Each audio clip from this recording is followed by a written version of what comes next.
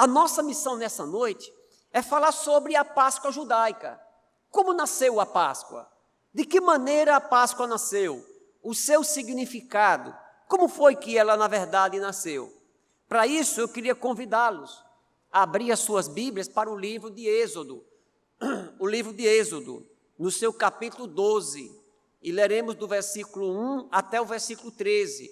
É onde nós encontramos o próprio Senhor Deus, Ele instituindo a Páscoa. Então, é um texto que vamos falar sobre o início da Páscoa judaica. Lembrando aos queridos que esta passagem bíblica, ela vai ser citada justamente nesse contexto de uma luta travada entre Moisés e Faraó. Dentro do período do cativeiro egípcio, quando o povo estava para sair do cativeiro, é aí onde Deus, logicamente, quando eu digo que Moisés travou a luta com Deus, era humanamente falando, logicamente que quem estava na batalha ali era o próprio Senhor Deus.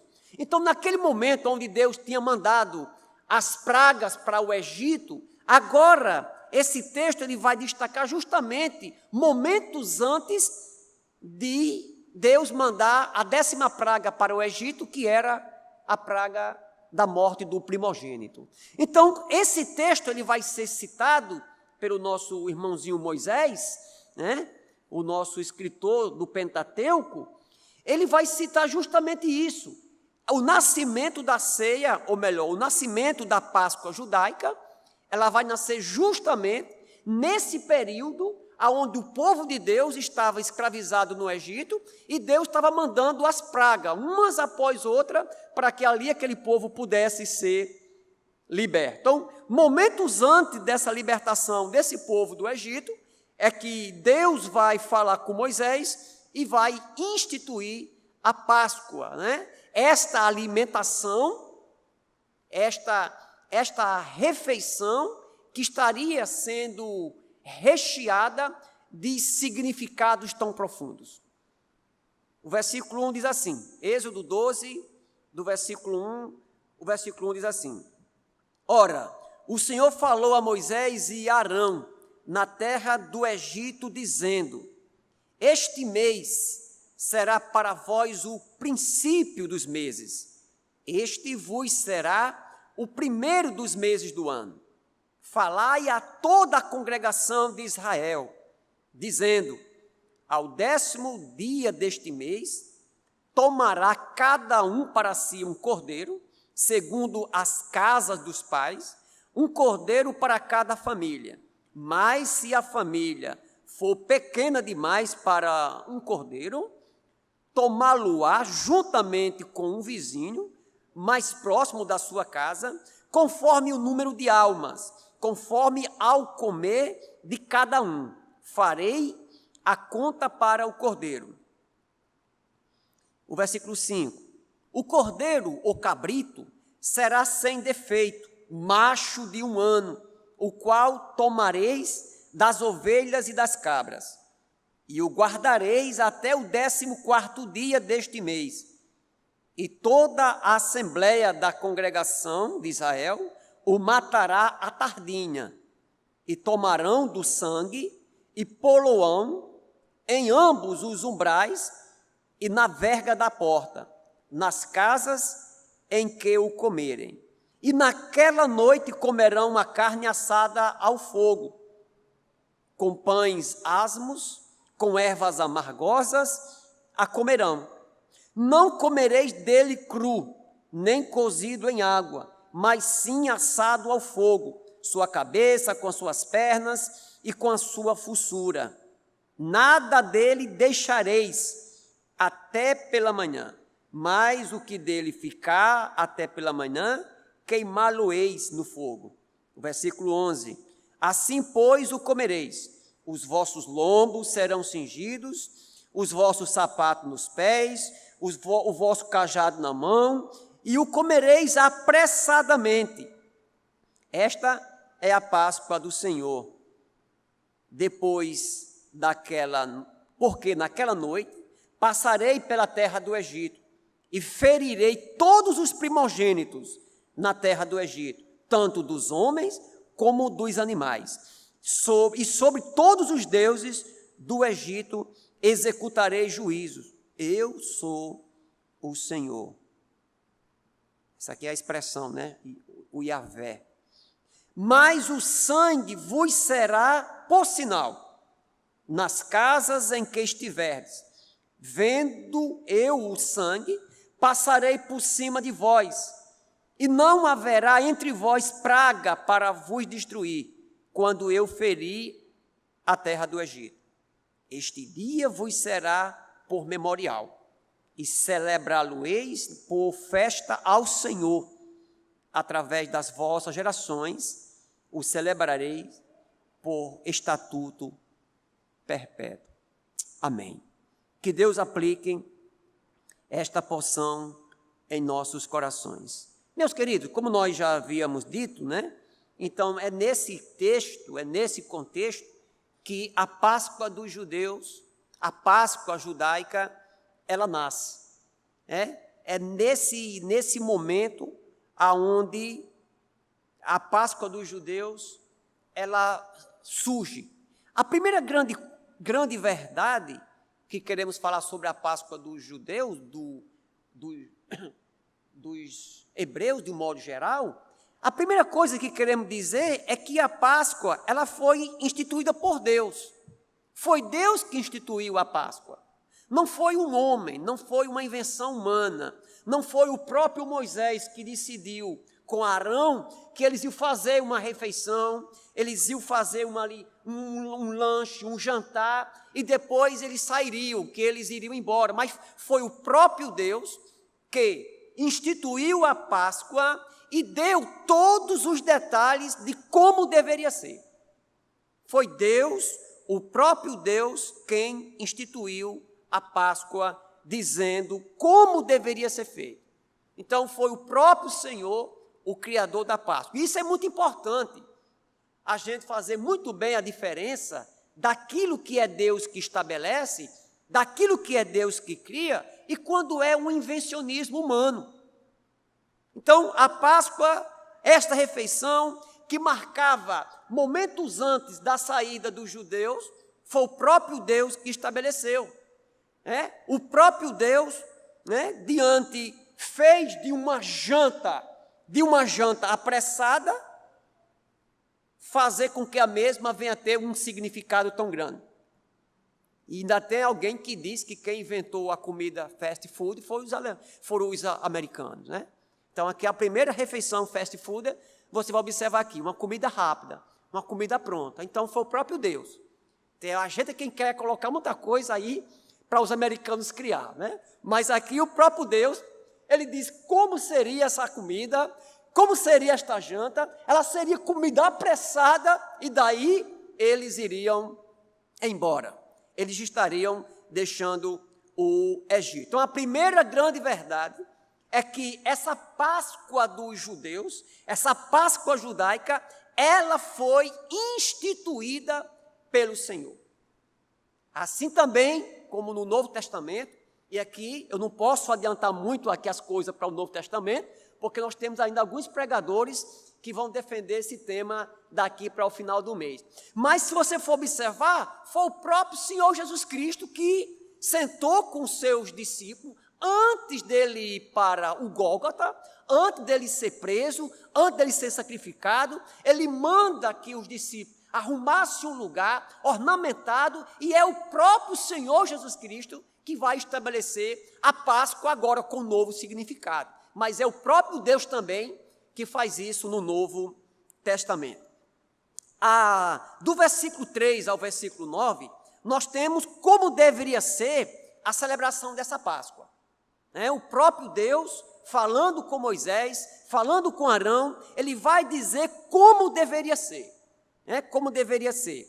No versículo 3, fala a toda a congregação de Israel, dizendo, é interessante, se fosse nos dias atuais, o trabalho que dava para um pastor ele colocar um aviso nos grupos, sair convidando as pessoas para estar na igreja, para dar um aviso desse, era coisa grande. Ainda bem que naquele tempo as pessoas iam para o culto. Ainda bem que as pessoas celebravam a Deus, e não era somente alguns que iam para o templo, na verdade não tinha templo ainda, mas na verdade o povo, eles ouviam o chamado de Moisés, o povo se congregava, quando ouvia a voz de Deus, o povo congregava, e aqui, como naquele tempo não tinha crente trabalhoso, diz assim, fala a toda a congregação de Israel, dizendo, ao 10º dia deste mês, tomará cada um para si um cordeiro, segundo a casa de seus pais, um cordeiro para cada família. Aqui, como deveria ser celebrado a Páscoa, aqui nós temos já a figura do cordeiro. Existia a necessidade de ter um cordeiro.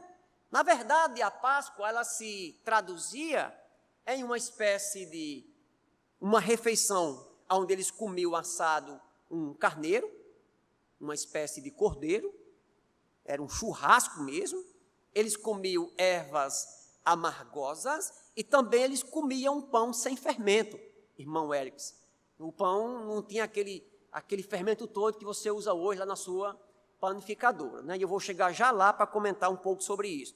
O cordeiro, aqui nós temos algumas características desse cordeiro. Primeiro, ele deveria ser escolhido, deveria ser escolhido. Ele vai dizer que no 10º dia do mês, eu até esqueci de falar um pouco sobre isso, o judeu, ele tinha pelo menos, ele seguia 2 calendários, um calendário mais civil, que começava aí por volta, equivalente ao nosso, lá pelo mês de setembro a outubro, e um calendário religioso que, evidentemente, eles tinham a Páscoa como o marco desse calendário, era um calendário mais religioso.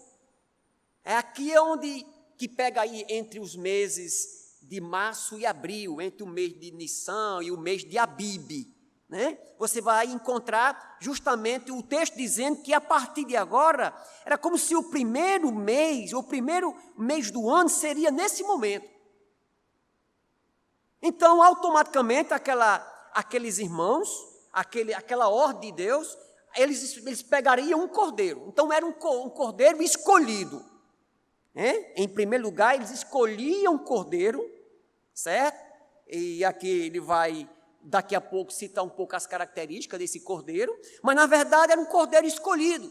Assim como o nosso Senhor Jesus Cristo, ele foi o cordeiro escolhido por Deus para fazer a redenção do homem que estava em seus pecados, preso em seus pecados. Uma outra característica desse cordeiro é que ele era suficiente. No versículo 4 diz que, mas se a família for pequena demais para um cordeiro, tomá-lo-á juntamente com o vizinho mais próximo de sua casa, conforme o número de almas, conforme ao comer de cada um. Ao comer de cada um, alguns comentaristas dizem que é segundo o apetite de cada um, e farei a conta para o cordeiro. Então, a ideia era de que aquele cordeiro, ele deveria ser o suficiente.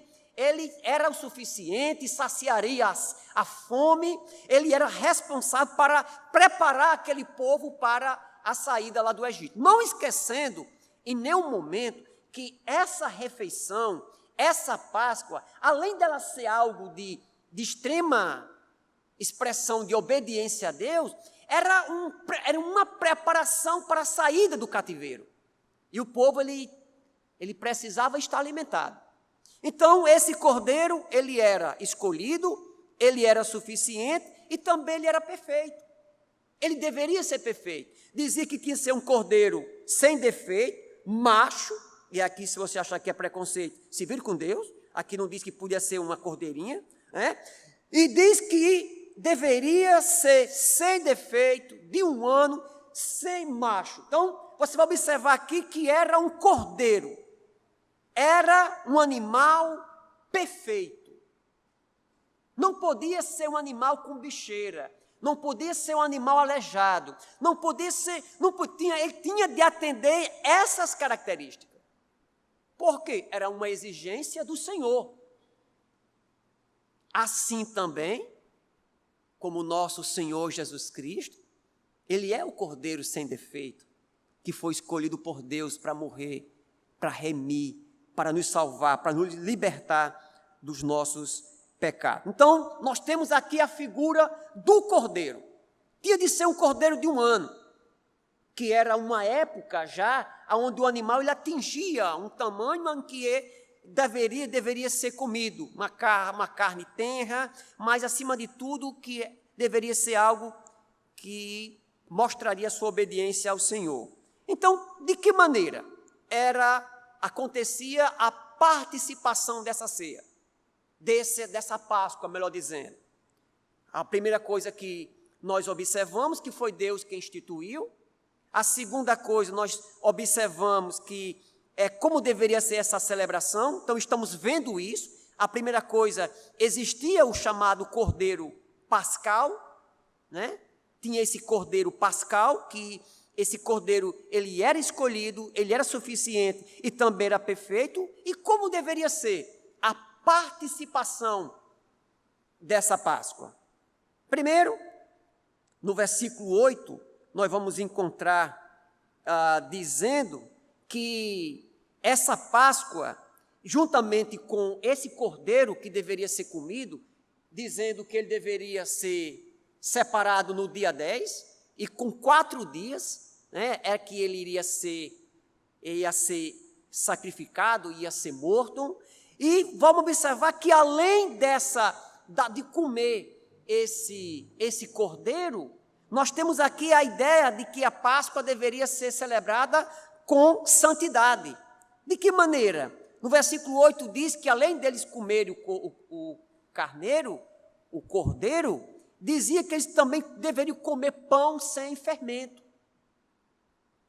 Pão sem fermento.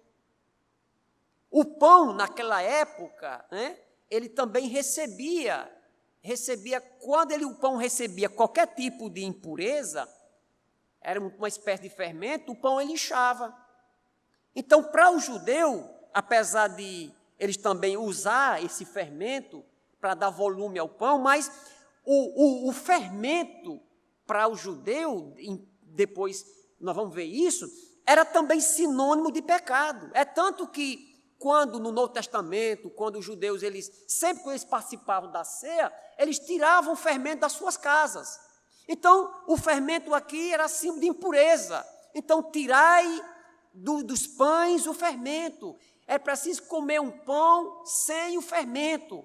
Então, a ideia é que também nós devemos viver uma vida além do próprio Cristo, ele nunca ter pecado, mostrando a sua extraordinária perfeição. Nós também, como servos de Deus, que deveremos participar da Páscoa, isso deve ser feito em santidade.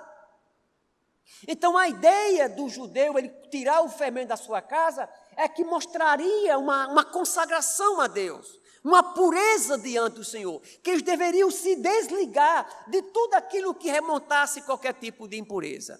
E ainda eles comeriam as ervas amargas. No versículo 8 diz que eles comiam umas ervas amargosas. Pastor, que ervas eram essas?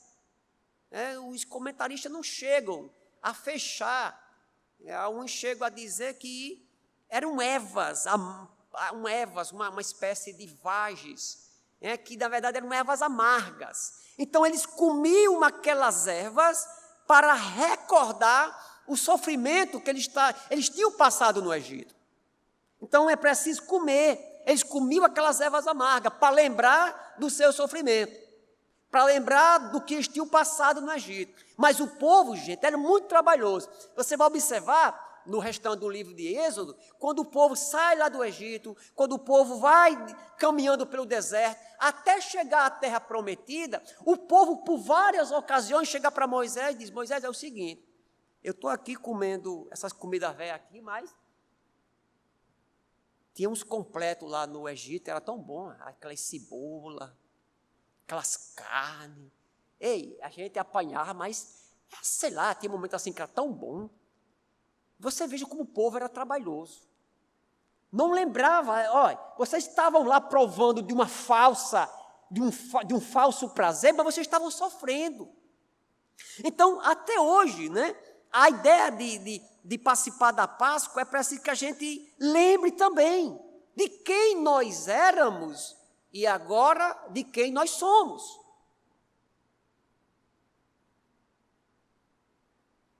Comei as ervas amargas para lembrar do sofrimento. E ainda tinha a ideia de que era necessário confiar no sangue do Cordeiro. O versículo 7. E tomarão do sangue e pô-lo-ão em ambos os umbrais e na vega da porta, nas casas em que comerem. Então a ideia era eles sacrificar o animal, matar o animal, pegar o sangue. Quando eu estou dizendo aqui sacrificar, não era oferecer em sacrifício, mas era matar aquele animal, imolar aquele animal, pegar uma espécie de isopo, né, que aí eu fui pesquisar. Talvez a nossa irmã GG, que já é mais madura, antiga na fé e na idade, talvez ela conheça pelo nome de manjerona. Então alguém disse que esse isopo era uma espécie de planta que eles retiravam e melavam no sangue lá do cordeiro e passavam nos umbrais das portas, né? Então era uma espécie de isopo, uma planta, né? Então é interessante quando nós olhamos essa figura desse sangue, né, sendo colocada nas portas, é que era necessário confiar no sangue do Cordeiro. Deus disse, olha, vocês digam lá ao povo que passe o sangue nos umbrais das portas, porque eu vou mandar o anjo da morte. É interessante que na narrativa do texto, você vai observar dizendo que o anjo vinha. Quando chegava na casa de um egípcio, o anjo entrava e matava o filho primogênito. Mas quando o anjo ele vinha e ele chegava próximo, que ele percebia o sangue, ele passava por cima. Inclusive, um dos significados da palavra Páscoa significa passar por cima, passar além. E na narrativa do texto diz assim, quando eu vier, quando eu entrar, então o próprio Deus era quem estava fazendo aquele julgamento, aquele castigo, aquela punição contra a nação do Egito. Então, era preciso confiar no sangue. O anjo, ele vinha. Então, à meia-noite, lá viu o anjo. Então, eles ficavam ali confiando, dentro de casa, sabendo que aquele anjo era um anjo da morte, era um anjo destruidor. Mas aqui eles confiavam que naquele local, aquele anjo, a morte, a destruição não ia entrar. E é tão gostoso hoje, a gente olhando para a Páscoa do nosso Senhor Jesus Cristo, a gente confiar no sangue dele, saber que não foi por coisas vãs que nós fomos salvos, a nossa redenção, a nossa liberdade, a nossa libertação do pecado não foi comprado por qualquer coisa, mas nós confiamos no sangue de Jesus. É esse sangue que nos libertou, é esse sangue que nos guarda, é esse sangue que nos protege diante de qualquer tipo de destruição, da morte ou de qualquer tipo de prejuízo. Era necessário confiar nesse sangue, né? Era um sinal também que concedia livramento da ira de Deus. Então, o sangue era colocado. Aquele sangue, ele era também um sinal que concedia livramento da ira de Deus. A ira de Deus ele era jogada contra os egípcios, contra aquele povo. Eu não vou dizer assim, Deus entrava lá nas casas dos egípcios sem piedade, né? Mas na verdade era um juízo de Deus. A ira de Deus estava sendo derramada sobre aquele povo. E talvez alguém poderia dizer assim, pastor, será que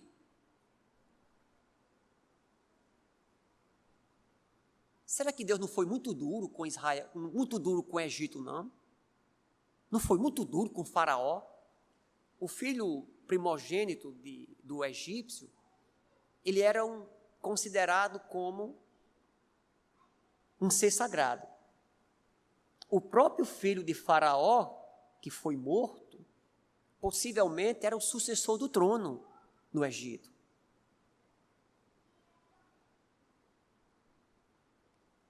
Mas por que Deus fez isso?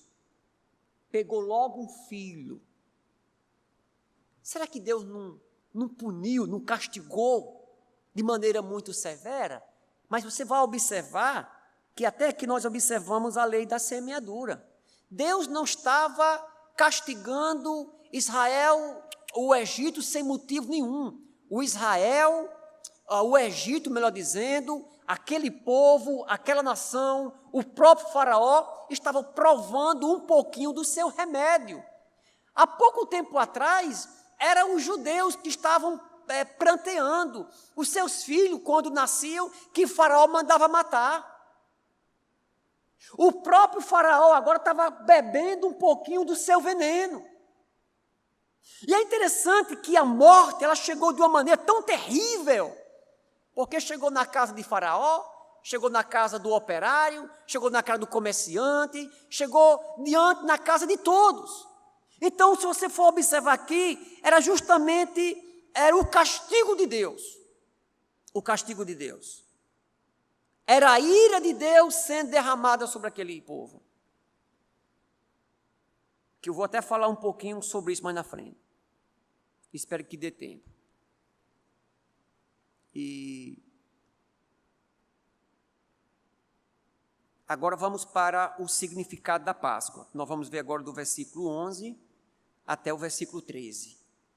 Até agora nós vimos um pouco sobre a origem da Páscoa, já observamos que foi Deus quem instituiu, falamos também sobre a celebração dessa Páscoa, que tinha a figura do Cordeiro e tinha a questão também de como participar. Era preciso participar em santidade, recordar o sofrimento, era necessário confiar no sangue do Cordeiro e também era um sinal de que concedia o livramento da ira de Deus. Agora vamos para o significado da Páscoa propriamente dito.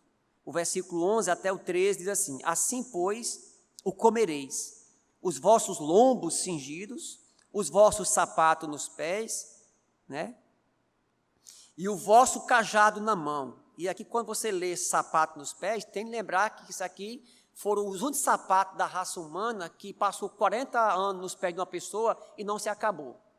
E você não vai encontrar nenhum lugar dizendo que de 6 em 6 meses tinha lá alguém, um sapateiro, para ficar botando uma sola nova. Então, 40 anos que esse povo, eles tiveram pelos desertos da vida, e diz que as suas roupas, diz que os seus sapatos, as suas sandálias não se desgastaram. E é interessante, diz assim: assim, pois, comereis os vossos lombos cingidos, vossos pés sapatos nos pés, e o vosso cajado na mão, e comereis apressadamente. Esta é a Páscoa do Senhor, porque naquela noite passarei pela terra do Egito. Interessante, ele diz, passarei, o próprio Deus falando, e ferirei todos os primogênitos na terra do Egito, tanto dos homens como também dos animais. Sobre todos os deuses do Egito executarei juízos, e eu sou o Senhor. Mas o sangue vos será por sinal nas casas em que estiveres. Vendo eu o sangue, passarei por cima de vós, e não haverá entre vós praga para vos destruir, quando eu ferir a terra do Egito. Então, quando eu olho para a Páscoa, o significado dela, no versículo 11, ela aponta para uma libertação. Aponta para uma libertação. Assim a comereis os vossos lombos cingidos, se referindo à saída do Egito, depois de passar 430 anos naquele país, sendo maltratado, sendo humilhado, passando por sofrimento, vendo seus filhos sendo mortos, vendo um povo vivendo de maneira desprezada. Então, quando eu olho para a Páscoa, é um olhar, ela aponta para a libertação do povo de Deus lá do Egito. A Páscoa, ela aponta para a libertação. Vamos sair daqui. Vamos dar adeus a esse sofrimento, a esse cativeiro.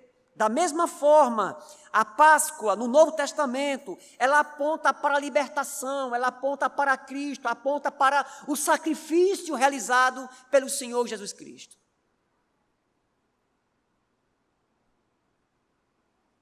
Ela também aponta para o juízo. Ela aponta também para o juízo. O versículo 12,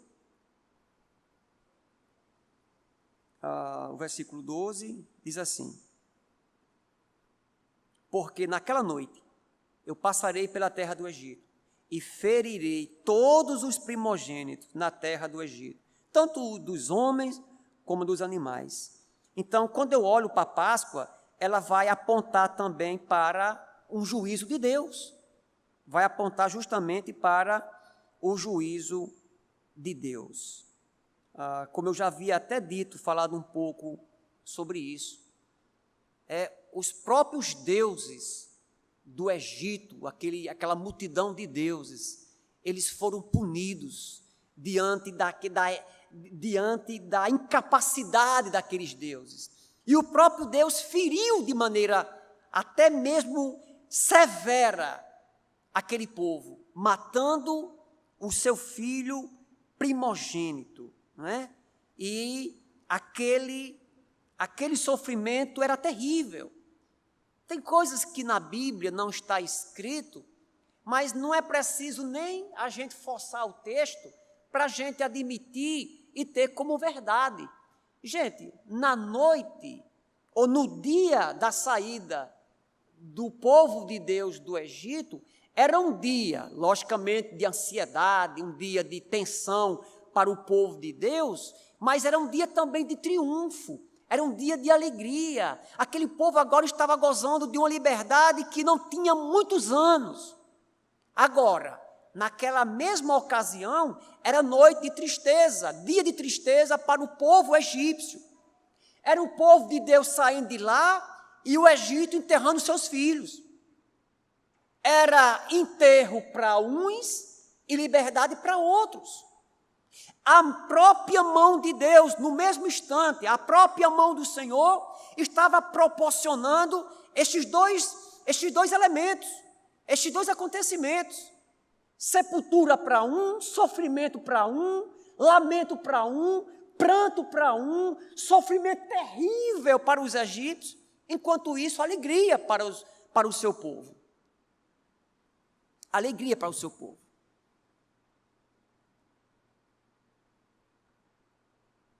E no Novo Testamento, com Jesus Cristo, com a Páscoa agora em Jesus, Ele sendo agora o Cordeiro de Deus que tira o pecado do mundo, né? O Cordeiro que o sangue derramado daquele Cordeiro não era mais aquele Cordeiro lá do Velho Testamento, mas agora o próprio Cristo, o próprio Senhor, Ele é o Cordeiro de Deus. Então, naquele momento, quando Cristo morreu na cruz e ressuscitou, e hoje, ainda hoje, que o sangue de Cristo está trabalhando, o sacrifício, melhor dizendo, está atual, é atual. Então, a morte e a ressurreição do Cordeiro de Deus, a Páscoa, ela traz também estes dois viés.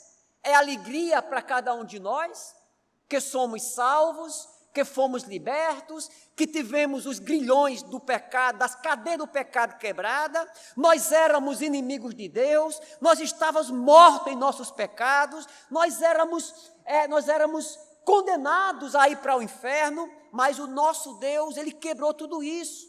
Ele nos deu vitória, Ele nos deu liberdade, Ele agora nos deu uma condição extraordinária de passar de ser inimigo para ser amigos de Deus. É isso que Deus tem feito com cada um de nós, assim como fez com a nação de Israel, fez conosco. Agora, assim como Ele fez, executou juízo contra a nação do Egito, Ele vai também exercer juízo contra aqueles que não querem saber de Jesus. É tanto que a Bíblia diz que aqueles que não se converterem e se tornarem discípulos de Jesus, eles vão para onde? Eles vão para o inferno. E a palavra inferno, usada no Novo Testamento, um dos significados da palavra inferno, e essa do Novo Testamento, é a palavra Geena, que eu não sei aqui se saiu bem pronunciado aqui no grego. O que era o Geena? Era um local que ficava ao sul de Jerusalém, uma espécie de lixão, uma espécie de local de colocar lixo. Isso aí ainda era até muito visto até o 1º século. O povo lá de Israel, eles colocavam lixo lá. E era um local sujo, era um local fedido, era um local sem vida, mas, acima de tudo, eles colocavam fogo. Então, aquele fogo, ele ficava consumindo aquele lixo.